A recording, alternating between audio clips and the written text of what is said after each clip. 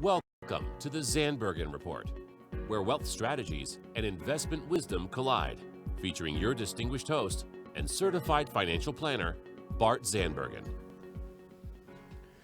Welcome to the Zandbergen Report, a showcase of wealth strategies and investment wisdom that's essential for our evolving world. Paul, is it appropriate to call out your co-hosts when they come running in after the show starts? Never. Is that I was Never. here before this show Never. starting. When I was fortunate to be an entertainment publicist, we go down and watch the evening news. They're screaming and running around 10 seconds before the red light goes on, and then they all sit there calmly like they've been waiting for 20 minutes. So that's what Letitia's. That's what she's doing. That's what she's doing. She's very well versed at this. Yes. I have two welcome to the young show. children. I am perfect at making everything happen and being calm.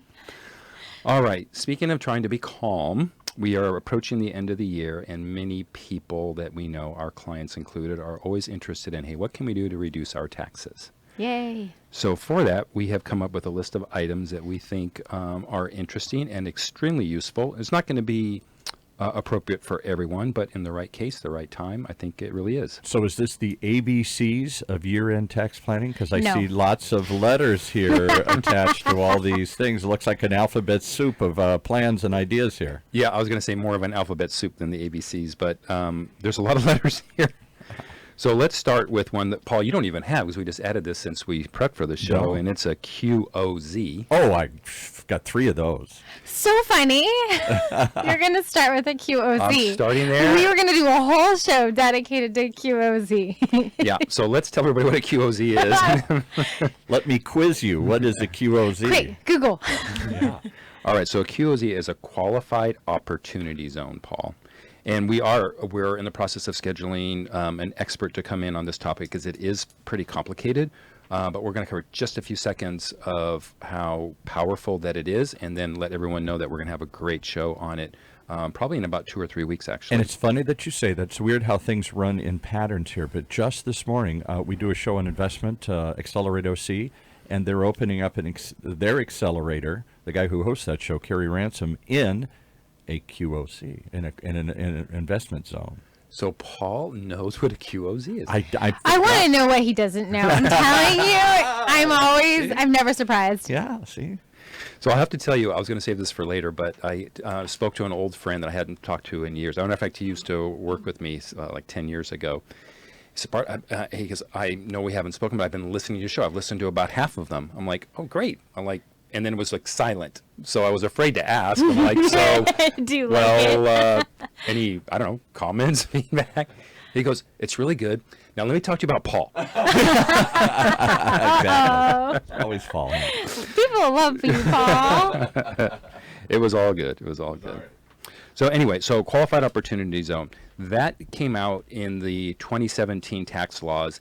And while it didn't make the highlights, and with I think how most laws kind of get into place, there's always the mainliner laws, and then there's always these small ones that kind of just fall in under the radar. Little riders that they throw in at the last minute here. Right? So I think this was one of the riders, and it was actually a brainchild of one of the founding partners of Facebook, who then went on to start Napster, whose name, of course, I can't remember, but he is a young tech executive. You probably know Paul. Not the twins, the Winklevoss brothers. Nope. No. The Napster guy. Somebody. You know, Somebody tweet us. I think we had him. I'm embarrassed because we had one of the Napster guys in here a couple of years ago talking about that story, and I've forgotten his name. I'll look it up for you. All right. So in any event, he was part of the development of this, but here's how it works. So it is based off of real estate as developed on what has been deemed as opportunity zone. The governors of all 50 states were given some parameters, and then a go-ahead to say, hey, we need so many opportunity zones based on the size of your state, etc. And one of the parameters is, and I'm going to really simplify here, when I bring Nick in a few weeks, we'll talk in more detail. But if the Corporation or partnership. Go ahead. Okay, I'll let you do that. But what? Thanks for throwing me off. So if the average income is less than 80% of the median income in that particular area, that is something that might be deemed an opportunity zone. So this is not and I'm lacking for better terms, but this is not a poverty-stricken area. These are just areas that might be slightly behind their development. So they're looking to have some incentive to motivate these areas to get them more developed. And by the way, this is based off the 2010 census. So a lot of the areas, like the one in particular that Letitia and I are looking into for our clients, right now, if it was to be qualified as opportunity zone, may or may not, because it was based off of 2010, and these areas are already much developed, but that's the way the laws are based. So with that as a very, very vague background, the parameters of the tax benefits are, if someone had a well, it doesn't have to be significant. Someone had a capital gain on the sale of, in this case, it's anything. It's not just real estate. It could be real estate, stocks, a business, which in essence is stock, private or public. You can take not all of you can take all of your capital gains, but what makes this unique is you can take a portion. It doesn't require that you take all of your capital gains. You can invest those funds into an opportunity zone investment, and with that, you can defer your federal capital gains if you do it in 2019 for 7 years. So in 2026, you would then be responsible for paying your federal capital gains, however, at a 15% discount. Oh, by the way, Sean Parker, that's the Napster name. Just comes due. Yeah, those kind of things happen. So a 15% discount. So think about it. And for those of you who are doing retirement plans who know or familiar with and or like the concept of deferred taxation, you're deferring, in this case, your capital gains for 7 years. You're able to make money on the money that you would have paid the government. So you now have 7 years to earn money on top of the money that, that you would have already paid. And then when that day comes, you pay 15% less. That's a good win. And how do you find these zones? You speak to your professional advisor. He's got the secret list, right? There are people who are trying to develop themselves. We have learned, Letitia and I, that it's extremely complicated when you dig into see how the watch is made. But for those who are professionals, and we use a couple of companies that we really, really like, one which we'll bring in a couple of weeks. But I'm not actually done. So you have the 7 years. The government requires that it's a 10-year investment because you're invested into the properties that are on this zone. At the end of 10 years, and Paul, let me know if you know what this term means. There is a step up in basis on the investment that you've made so that when you sell, you pay no taxes. It's very similar to what happens when someone dies and passes their property to their beneficiaries. Right. Well, in 2026. Somebody buys, I buy a house at today's value. I hold it for 20 years, pass it on to my kids. They're paying tax on the new value of that house when they inherit it, right? The step up in their base. Correct. Of that. So they don't pay that capital gain that I accrued in 20 years. It's when they take over. Correct. So it's that same concept, and it's now utilized in this. So bottom line, and we're going to move on, but a deferred federal capital gain tax, 15% discount, and then 3 years after that, in 2029, the sale of the property can happen, and you pay no tax on any growth from your original investment. And somebody tweeted, so is it just an investment in physical property within that space, an office building or a center, or is it a business within that space, or both? All of the above. Yeah, I think it's all the above. So It has to do with the opportunity zone and what the zone. It's actually designated zone. It's a map of an area of the land, and so within that zone, there are certain rules associated with the investments. And what we've learned is, in particular with the one that we're using with our clients, is there's a line, to what Letitia said, on the other side of the line, on the other side of, in the old days, the railroad tracks, yeah, right. They do not qualify, and on this side that they do. So pretty interesting and very, very, very powerful. And yet I find, this guy was talking about, a couple other people have talked about it, very few people, including me, really understand where or how these things, we've heard of them and sort of a buzz about them, but I don't know many people other than you guys that are, or the show hosts this morning, that are taking advantage of them. Exactly. Yeah, it's So I will tell you that to that, Letitia and I have been familiar with this since 2017 and have seen many, many operators come to us with their interpretation and their execution of the Investment opportunities. Yeah, and we haven't liked them. The one we have just seen recently we really like, because at the end, and then I will close on this subject because it is much more complicated. We believe one should never make an investment just based on tax purposes alone. The investment has to be sound and solid, and this is the one we found is the first one we think that is sound and solid, and it's going to produce quite nicely with or without the tax benefit. The tax benefit is just a wonderful add-on. Okay, moving on. So the alphabet soup, to continue, I'm going to throw up 3 sets of 3 letters, and then we'll break them down. So there's DAF, which is 1, CRT, which is 2, and CLT, which is 3. And there's DUM, which is me about all of them here. So let's break it down. The first one is called a DAF, or Donor Advised Fund. So most people know that they can make a contribution of cash and or stock or of anything and get a tax deduction the year that they make that contribution. A cash contribution is a higher normally deduction than if you were to give a stock and or property, but that's the definition. So a donor advised fund is a fund that one would set up normally with their advisor and make their charitable contributions to said donor advised fund. It's a charitable investment account. It's a charitable investment account, and that is deemed a gift that particular year. But one of the beauties of that is the grantor of that gift has the rest of their life, the rest of their spouse's life, and as a matter of fact, one of the things that we do in our legacy planning, the rest of their children's life to actually pay any other organization other than the gift fund. In other words, they have their lifetime and their kids' lifetime to have a legacy to pay the different charities of their choice. But the beauty of this is especially for those who have had a windfall year, whether it was a sale of a company, sale of a property, stock option, so they had a significantly high year, they might say, okay, here's an example that Letitia and I use. So we have a client that says, hey, I know that over my lifetime, we'll pay $100,000 in charitable contributions. Let's say, I don't know, it's $10,000, $5,000 a year for the next 20 years. But their income after this year is going to be significantly less, a very low tax bracket.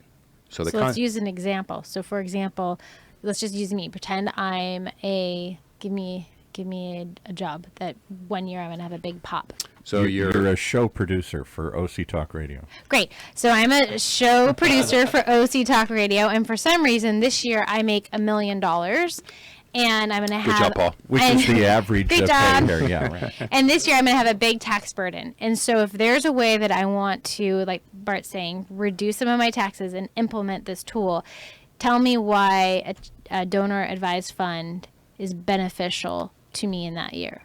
So and if we use my example that I started, so it's $100,000. Let's say you and your husband say, hey, we know we're going to give $5,000 a year for the next 20 years. To this charity, because I want to give to this charity no matter what. Any charity. Right. Can be anyone. You can split it up.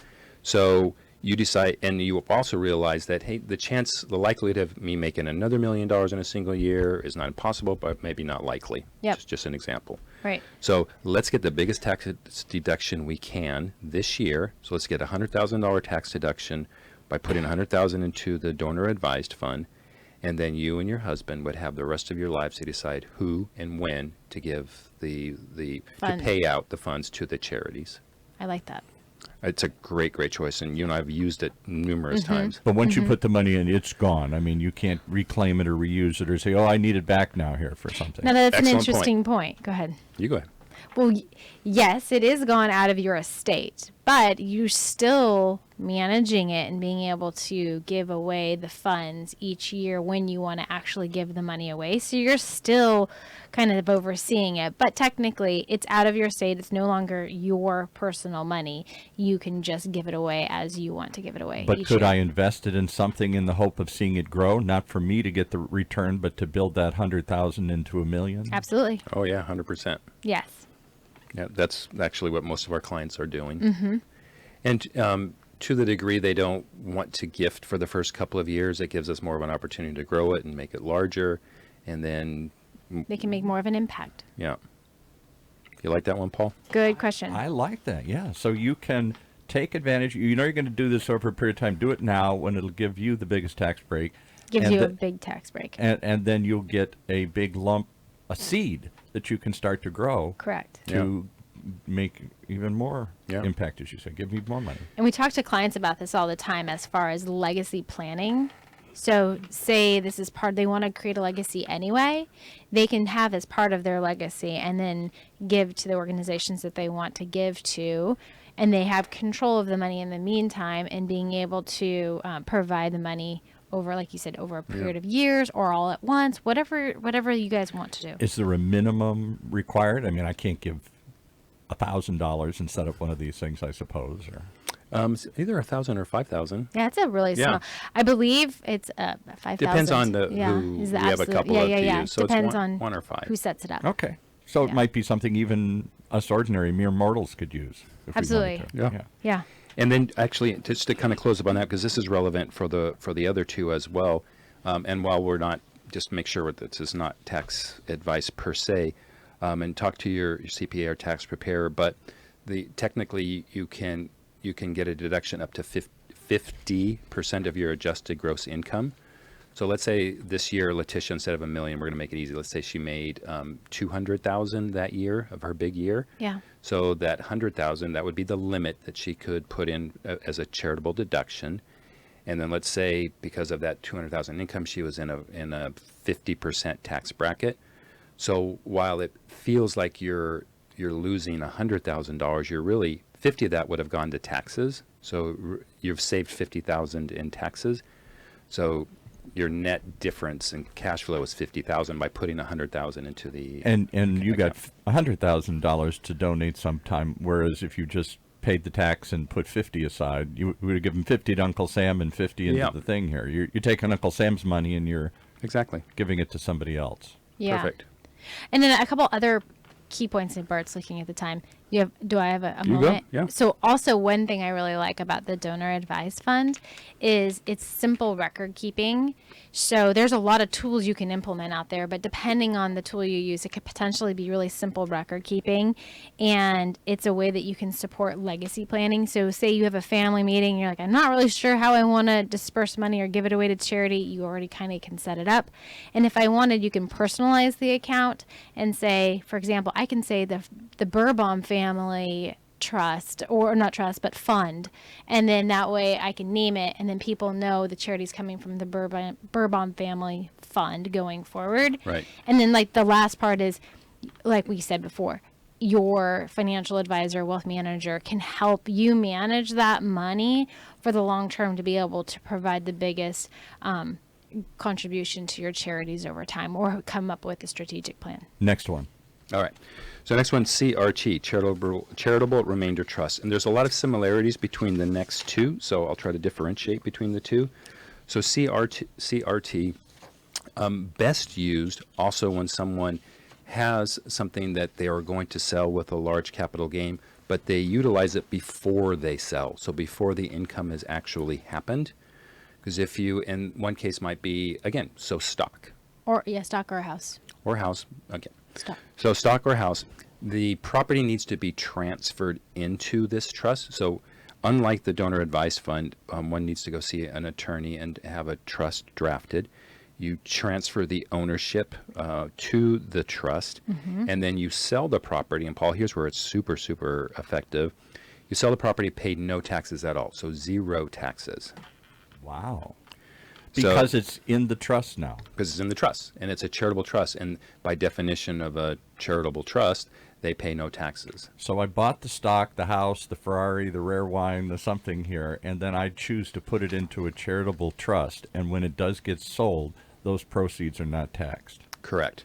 That's amazing. That's amazing, but let's play the other side. You no longer own it. Yeah, The right. trust owns it, which means a charity owns it. It's not revocable. You can't take it back and say, oh, it's mine again here. Good words. Correct. Exactly right. It's not revocable. Now, difference between the charitable lead trust that we'll close with, the charitable remainder trust, the remainder portion, that would be the interest or dividends, and it's calculated by the attorney and your advisor and your CPA. That gets paid to the donor for the rest of their life, for the rest of their and their spouse's lives. So let's say, Paul, you're giving away your Ferrari. Yeah. Right, exactly. so you're giving away You're giving away your rare Ferrari, and you sold it for $1 million. You paid no taxes. Right. So it's now sitting in the account. So let's say you say, "Hey, Letitia, help me out," and I want, and because it's already in a charitable account, you know what? Be as aggressive as you want, but be safe but aggressive. So let's just say, With your investments. yeah. Can I say? You want to say 10, or is that too high? Too high. Too high. Too high. Yeah. All right, let's go 5. I'm getting going to greedy err here. back on conservative. So 5% Always. per year. Yeah. So for the rest of your life, Paul, you're going to get $50,000 a year. Now, it's 5% based off of the principal. So if the principal goes below $1 million, you get less. If principal goes above $1 million, you get more. So I That makes donate the Ferrari. We sell the Ferrari, no taxes, And it's $1 million. and it's $1 million sitting, and the interest on that money comes back to me. Correct. Wow. The gain, or well, it's not technically, it's not the interest. We set up in the trust what percentage you're going to be receiving, and then that's the bar that your advisor needs to meet to make sure you get it. Got it. The higher You call it the terms. Yeah, the higher the interest, the lower the deduction. The lower the interest you get, the less you get, the bigger deduction you get.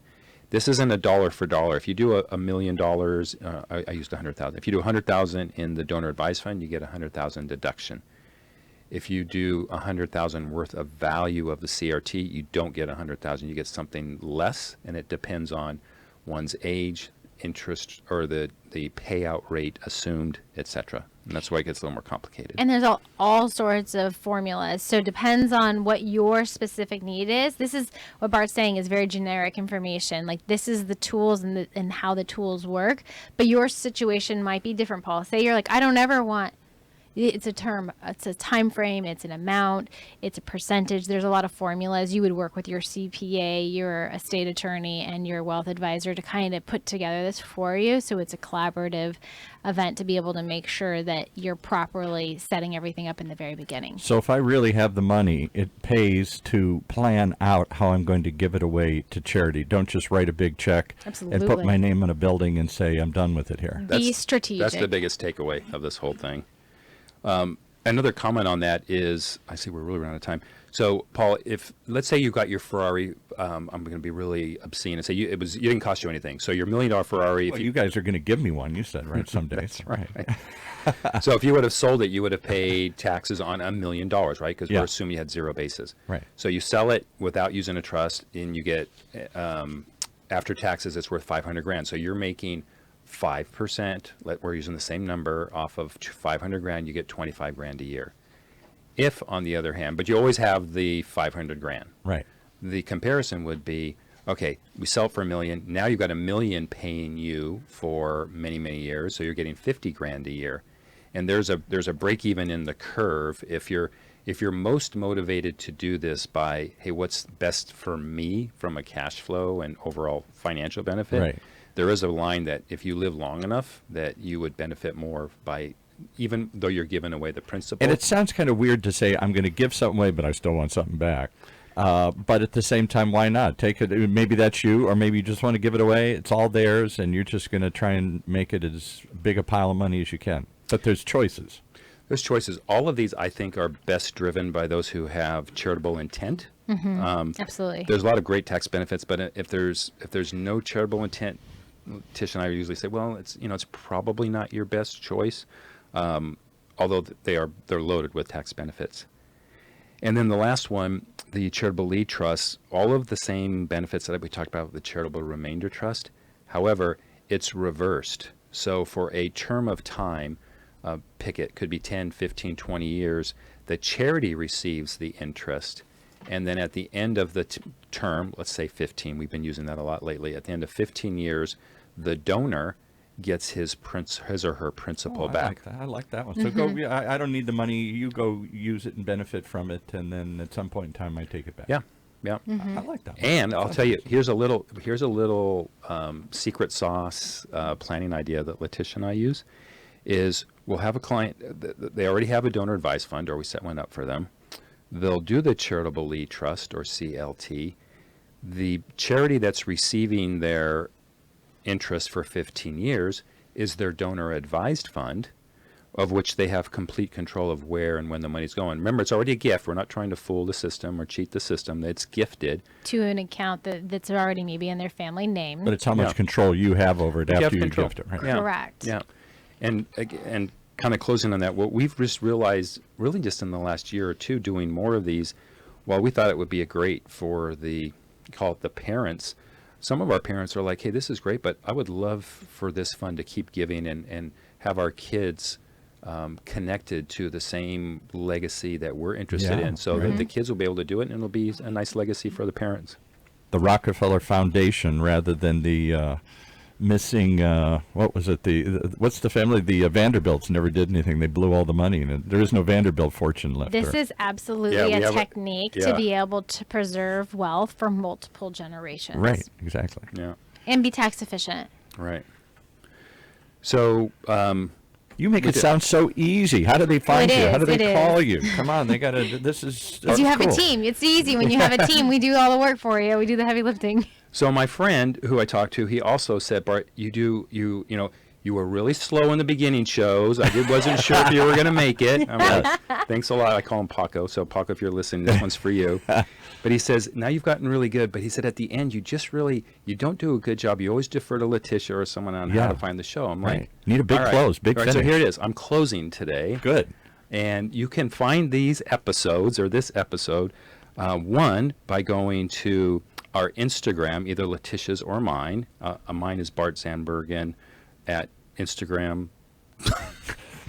Now I see why you don't close. You don't know the closing pitch. I'm going to do the close without at Bart Zandbergen. Okay. Yeah, at Bart Zandbergen. Yeah. And then on the tag, there's a tagline that says latest episode. Yes. That's the easiest way to find it. Or we can find it at Letitia Burbaum. No, you're deferring to her again. No, he's just using mine at Instagram. Yeah. So go ahead and clean up my mess with that. Oh my goodness, you're so funny. Okay, so our firm is Optivest Wealth Management, so you can always find us online by going there. If you want to find the shows direct, you can find us on Podbeam, which is connected to all of our social media. That's Facebook, that's Instagram, that's LinkedIn. You got it. You have access to all of them there. We are on iTunes, iHeartRadio, and what you're going to look for is Zandbergen Report, Wealth Strategies, and Investment Wisdom. So if you're watching us right now on the video, you can see it as a really cool Z. It was square around it, and it says Bart's last name, Zandbergen Report. So if you search that, or you just go to Google, go Zandbergen Report, you will find it. It'll be the first hit. So this is pick your choice. The worst close we've ever had. You see why I don't close, Paul? All right. Thanks, everyone who's tuned in. We'll see you in studio next week. Cheers. Tune in next week for the latest edition of the Zandbergen Report, Tuesdays at 2 p.m. Catch up on our recent shows by visiting bartzandbergen.podbean.com. The Zandbergen Report is also available on iTunes, iHeartRadio, and Spotify. Interested in being a featured guest on our show, or have a question you'd like to hear us answer? Email podcast@bartzandbergen.com. Bart A. Zandbergen, CFP, and Letitia Burbaum, AIF, are registered investment advisors with Optivest Inc. and registered representatives with Gramercy Securities Inc., member FINRA and SIPC. Investment advisory services are offered by Optivest Inc. under SEC registration.